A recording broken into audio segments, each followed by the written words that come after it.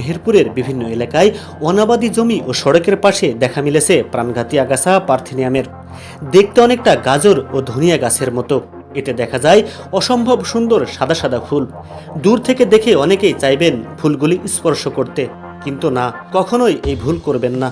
কারণ এই ফুল মানুষের শরীরে স্পর্শ করলে হতে পারে চুলকানি, পাশাপাশি ফুলে যেতে পারে আপনার শরীরের বিভিন্ন অঙ্গ প্রত্যঙ্গ, আর যেখান থেকে হতে পারে চর্মরোগও। পার্থেনিয়াম নামের এই আগাছাটি ধীরে ধীরে বাড়তে থাকে। এক পর্যায়ে ফসলের ক্ষেত ও সড়কের পরিত্যক্ত জায়গা ভরে যায়। অনেকে জানেন না ভয়ঙ্কর এই আগাছার নাম পার্থেনিয়াম। এটি পরিবেশ, ফসল, মানবদেহ ও গবাদি পশুর জন্য অত্যন্ত ক্ষতিকর।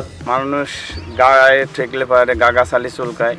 দ্বিতীয় কথা, আমাদের ফসলের অত্যন্ত ক্ষতিকর। পার্থেনিয়ামের ইংরেজি নাম পার্থেনিয়াম এবং বৈজ্ঞানিক নাম পার্থেনিয়াম হিস্টোরোফ্রাস।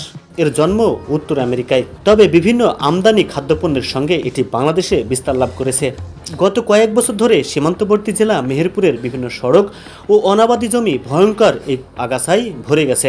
স্থানীয় কৃষক ও এলাকাবাসীরা বলছেন, এই আগাছা ছড়িয়ে পড়েছে রাস্তার দুই পাশ সহ কৃষি জমিতে।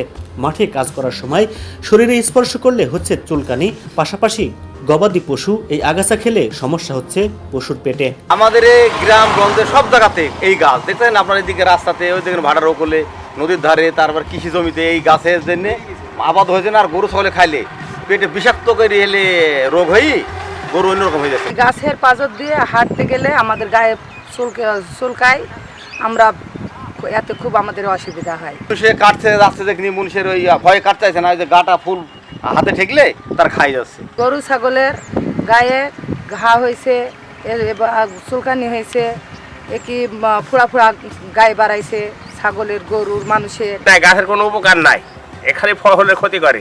বিশেষজ্ঞরা বলছেন, পরিবেশ ও কৃষির নীরব ঘাতক পার্থেনিয়াম। এটি দ্রুত বংশ বিস্তার করে। প্রতিটি আগাছা থেকে বীজ জন্মে 15 থেকে 20,000। ফলে দ্রুত কৃষি জমিতে এই আগাছা ছড়িয়ে পড়ছে। গবাদি পশু চড়ানোর সময় এটি গায়ে লাগলে পশুর শরীর ফুলে যায়। এছাড়া তীব্র জ্বর, বদহজম সহ নানা রোগে আক্রান্ত হয়। গাভী যদি পার্থেনিয়াম খায় তাহলে সেই গাভীর দুধ তিতা হয়ে যায়। ওই দুধ অনবরত কেউ খেলে সে মানুষের মৃত্যু পর্যন্ত ঘটতে পারে।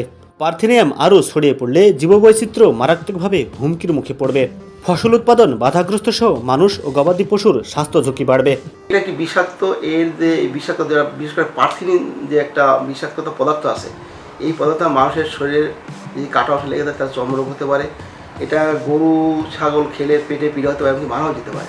মেহেরপুর কুষ্টিয়া, মেহেরপুর চুয়াডাঙ্গা মুজিবনগর দর্শনা প্রধান সড়ক এবং গাংনী উপজেলার বামন্দি রামনগর সড়ক সহ জেলার প্রায় সব রাস্তার দুই ধারে এবছর ব্যাপক হারে পার্থেনিয়াম দেখা যাচ্ছে। এর ক্ষতিকারক প্রভাব সম্পর্কে কৃষকদের সচেতন করতে এবং অপসারণ বিষয়ে কাউকে কোনো উদ্যোগ নিতে দেখা যায়নি। ফলে নির্বিঘ্নে বেড়ে উঠেছে এই ক্ষতিকারক আগাছা। এদিকে মেহেরপুর জেলা কৃষি অফিসের উপপরিচালক বিজয় কৃষ্ণ হালদার বলছেন, ক্ষতিকারক এই পার্থেনিয়ামের জন্য মাঠের ফসলের 40% ফলন কমে যাচ্ছে। এটি অপসারণ করার জন্য সমাজে আন্দোলনের পাশাপাশি ফুল থেকে বীজ হওয়ার আগেই পুড়িয়ে ফেলার পরামর্শ দেন তিনি। আমাদের এই পার্থেনিয়াম আগাছাটি এখন মাঠে ঘাটে এবং রাস্তার দুই পাশে দেখা যাচ্ছে। এটা একটি কোয়ারেন্টাইন আগাছা।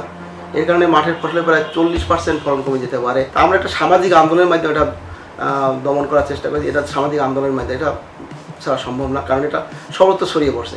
তা আমাদের কৃষি অধিদপ্তর আমাদের চাষিদেরকে পরামর্শ দিচ্ছে যেটা একটা ভেজিটেটিভ স্টেজ, অর্থাৎ ফুল থেকে বীজ হওয়ার আগে এটা ডেস্টকে দিতে হবে, এটা তুলে মাটিতে পুঁতে ফেলতে হবে অথবা পুড়িয়ে ফেলতে হবে।